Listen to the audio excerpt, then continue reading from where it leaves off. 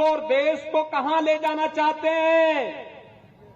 आप देखिए कैसे यहां पर अटल आवासीय विद्यालय है और राजा महेंद्र प्रताप विश्वविद्यालय आपका इसी अलीगढ़ में बन रहा है। उसकी बिल्डिंग को जाकर के देखे किस प्रकार का वर्ल्ड क्लास इंफ्रास्ट्रक्चर दिया जा रहा है आप अलीगढ़ वासियों को।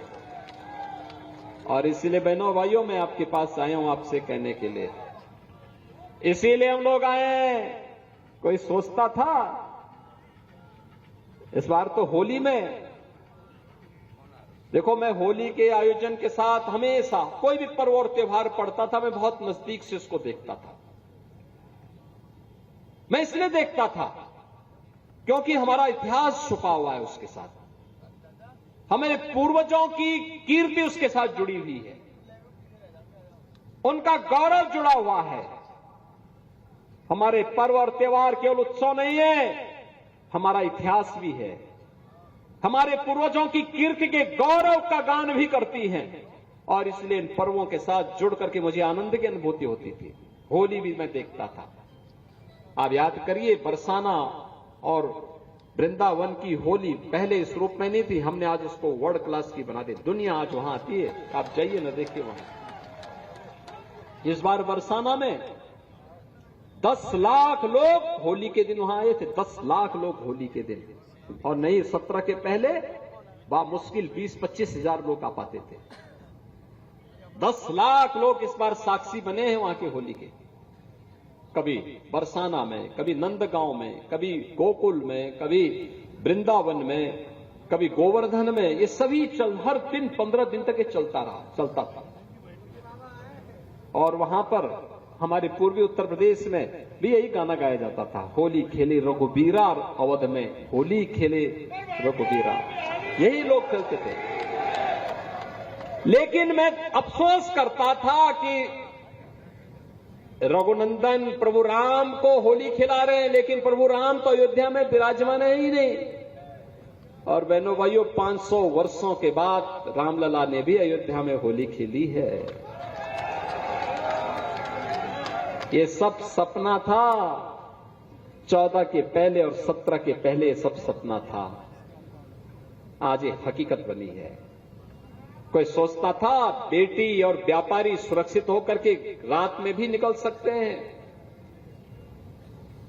देखो हम राम को ही लाते नहीं है, बेटी और व्यापारी की सुरक्षा के लिए खतरा जो बनता है उसका राम नाम सत्य भी करवा देते हैं।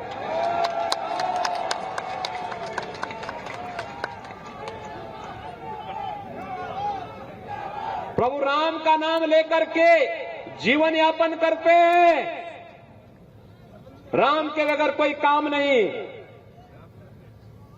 लेकिन जब कोई सुरक्षा, समाज की सुरक्षा के लिए खतरा बनेगा तो उसका राम नाम सत्य भी तय है। और इसीलिए हमारा गाजा है बहनों और भाइयों, जो 10 वर्ष पहले सपना था आज वो हकीकत बना है। इसलिए बना है आपके एक वोट की कीमत ने बनाया है। एक वोट गलत लोगों को जाता था, देश भ्रष्टाचार के आकंठ में डूबता था, अराजकता और उपद्रव के आकंठ में डूबता था, कर्फ्यू लगता था, अराजकता फैलती थी, गुंडागिर्दी फैलती थी। हमारा ही वोट, हमारी बेटी और हमारा ही नौजवान उसकी चपेटे में आता था। वोट हमारा, तो पाप के भागीदार तो हम ही को बनना है जब गलत लोगों को हम देंगे। और इसीलिए मैं आया हूं, एक वोट आपने मोदी जी को दिया, मोदी जी के नाम पे दिया, तो मोदी की गारंटी आपके भविष्य को बनाते हुए दिख रही है। आप देखो ना, world class infrastructure, highway, railway, airport ये भी बन रहे हैं, डिफेंस कॉरिडोर, निवेश, मेडिकल कॉलेज, विश्वविद्यालय, ये फैक्ट्रियां देख रहे होंगे। वंडर सीमेंट की कितनी बड़ी फैक्ट्री बन गई है। तो चीनी मिल भी आएगा भैया, चिंता मत करो, वो भी हम ही लोग लेके आने जा रहे हैं। गन्ना बोना शुरू करो, चीनी मिल भी हम ही लोग लगाएंगे। चीनी मिल भी हम ही लोग लगाने जा रहे हैं, चिंता मत करो। और इसलिए हम लोग कह रहे हैं, पिछली सरकारों ने चीनी मिलों को बेचा था और 5-5, 7-7 वर्षों तक गन्ना मूल्य का भुगतान नहीं करते थे। और बहनों भाइयों, आज 120 चीनी मिलों को चला रहे हैं। जब हमारी सरकार 17 में आई थी, जब 2017 में सरकार आई थी, मात्र 115 चीनी मिलें थी। आज 120 चीनी मिलों को चला रहे हैं यूपी में। चौधरी चरण सिंह जी की जन्मभूमि की, कर्म भूमि की चीनी मिल रमाला चीनी मिल का पुनरुद्धार हमारी सरकार ने करवाया है। नई चीनी मिल हमने वहां पर दी है। और मुख्यमंत्री योगी आदित्यनाथ को आप सुन रहे थे। आगे बढ़ेंगे। समाजवादी पार्टी के नेता शिवपाल यादव ने बदायूं की जनता को खुली धमकी दी है। चुनावी मंच से बोलते हुए वोट ना देने पर शिवपाल ने हिसाब किताब करने की नसीहत दे डाली। सुनिए जरा।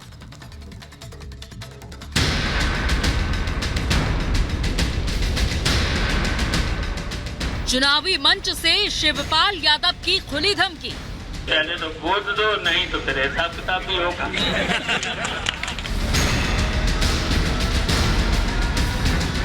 जनता से वोट न देने पर हिसाब किताब की धमकी। पहले तो वोट दो, नहीं तो फिर हिसाब किताब भी होगा। इन नेताजी को तो आप जरूर जानते होंगे। इनका नाम है शिवपाल यादव। वही शिवपाल जिनकी समाजवादी पार्टी की सरकार में तूती बोलती थी। पुलिस हो या प्रशासन, अफसर हो या मंत्री, किसी की हिम्मत नहीं होती थी वो इनका विरोध कर सके। अखिलेश यादव की सरकार में इनकी जुबान की शासन की कुंजी होती थी। लोकसभा चुनावों में समाजवादी पार्टी के लिए वोट मांगते हुए शिवपाल एक बार फिर से पुराने दिनों में खो गए। मामला यूपी के बदायूं का है, जहां शिवपाल वोट मांगते मांगते लोगों को धमकी देने लगे। सबको वोट मांगेंगे, सब तक वोट मांगेंगे। हम तो सब तक वोट मांगेंगे, हैं? जो देगा देगा। नहीं अपने लोग तो हैं, इतने तो लाखों से देता अपने तो हैं, सब देंगे वोट, सब देंगे वोट। और बताओ दें तो दें, नहीं देंगे तो फिर पहले तो वोट दो, नहीं तो फिर हिसाब किताब भी होगा। तो वहीं आपको इनकी हकीकत भी बता देते हैं। एक तरफ तो शिवपाल यादव आम जनता को धमकी दे रहे हैं, तो वहीं उन्हें खुद बदायूं की जनता से डर लग रहा है। शिवपाल को बदायूं से सपा का टिकट मिला है, लेकिन शिवपाल ने चुनाव लड़ने से इनकार कर दिया है। शिवपाल अब अपने बेटे आदित्य को लड़ाना चाहते हैं। जो समाजवादी पार्टी के ज़मीनी कार्यकर्ता हैं, जो पदाधिकारी हैं, उनको संबोधित करते हुए आदरणीय शिवपाल यादव जी ने कहा कि वोट दो, वोट दिलवाओ, नहीं तो संगठन में हिसाब होता है। हमेशा चुनाव के बाद समीक्षा बैठकें होती हैं और ऐसे निष्क्रिय कार्यकर्ता जो वोट दिलाने में सक्षम नहीं होंगे उनको पद से मुक्त कर दिया जाएगा। इसमें कोई भी गलत बात नहीं है। फिलहाल अखिलेश यादव ने बदायूं के नए उम्मीदवार का ऐलान नहीं किया है, लेकिन माना जा रहा है कि यहां शिवपाल की पसंद का ही उम्मीदवार होगा। लेकिन टिकट को लेकर जिस तरह से समाजवादी पार्टी में कंफ्यूजन का माहौल बना हुआ है, उसे देखते हुए बदायूं सीट पर भी कोई सरप्राइज दिख सकता है।